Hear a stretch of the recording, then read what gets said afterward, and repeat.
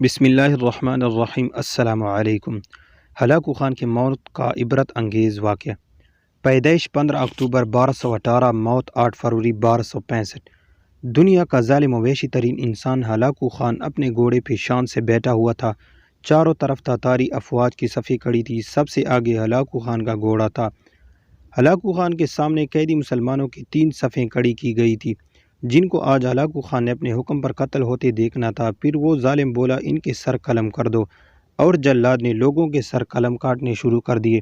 پہلی صف میں ایک کی گردن گئی، دوسری کی گردن گئی، تیسری چوتھے کی۔ پہلی صف میں ایک بے قصور بوڑھا غریب قیدی جو کہ اپنے گھر کا واحد کفیل تھا، وہ بھی کھڑا تھا۔ وہ موت کی ڈر کی وجہ سے دوسری صف میں چلا گیا۔ پہلی صف کا مکمل صفایا ہو گیا۔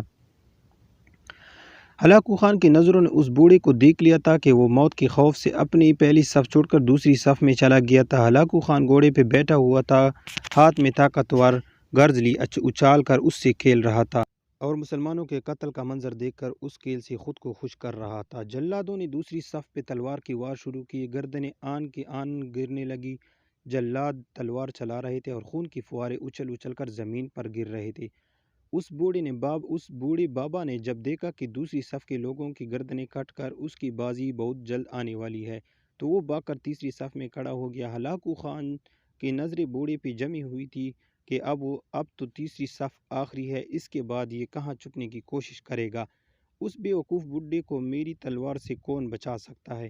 میں نے لاکھوں انسان مار دیے تو یہ کب تک بچے گا؟ تیسری صف پہ جلادوں کی تلوار بجلی بن کر گر رہی تھی۔ ہلاکو خان کی نظریں مسلسل اس بوڑھے پہ تھی کہ کیسے وہ بے چین ہو کر موت کی وجہ سے بے قرار ہے۔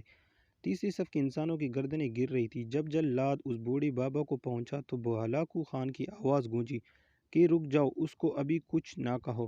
بابا بتا، پہلے صف سے تو دوسری صف میں بھاگ آیا، جب وہ ختم ہوئی تو تم تیسری صف میں بھاگ آئے۔ بابا اب بتا، پچھلے تو کوئی اور صف بھی نہیں، اب تو بھاگ کے کہاں جائے گا؟ اب تجھے مجھ سے کون بچائے گا؟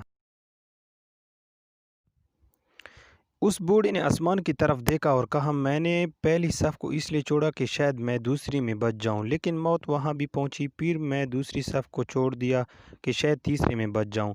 ہلاکو خان نے گرز کو ہاتھ میں اچھالتے ہوئے کہا، بابا کیسی حام خیالی ہے، یہ کیسی بے کی باتیں کر رہے ہو؟ بھلا تمہیں میری تلوار سے بھی کوئی بچا سکتا ہے؟ ہلاکو خان نے گرز کو ہاتھ میں اچھالتے ہوئے کہا، بابا کیسی حام خیالی ہے، یہ کیسی بے کی باتیں کر رہے ہو؟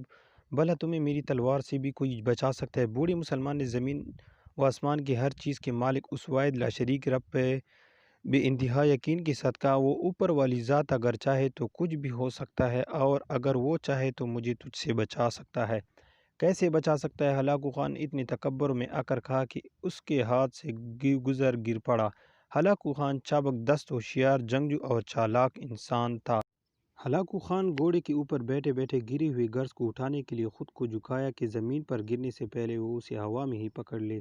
اسی کوشش میں ہلاکو خان کا ایک پاؤں رکاب سے نکلا اور وہ اپنے گھوڑے سے نیچے آ پڑا، جبکہ دوسرا پاؤں رکاب میں ہی پھنس کر رہ گیا۔ ہلاکو خان کا گھوڑا اتنا ڈر گیا تھا کہ بھاگ نکلا۔ ہلاکو خان نے خود کو بچانے کی بڑی کوشش کی، لشکر بھی حرکت میں آ گیا، لیکن گھوڑا اتنا طاقتور تھا کہ کسی قابو میں نہ آیا۔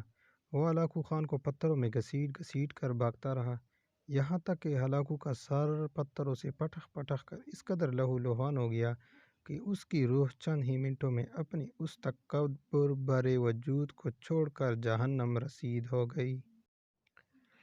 لشکر نے جب بے انتہا کوششوں کے بعد ہلاکو خان کے طاقتور گھوڑے کو قابو کیا تو اس وقت تک اس کا سر برے طریقے سے کچلا جا چکا تھا۔ ہلاکو کا لشکر اس بوڑھے بزرگ سے اتنا خوفزدہ ہو گیا کہ لشکر اسے جان بوجھ کر نظر انداز کر دیا، اور وہ بابا بڑے آرام و سکون سے پیدل ہی اپنے گھر کی طرف چل پڑا۔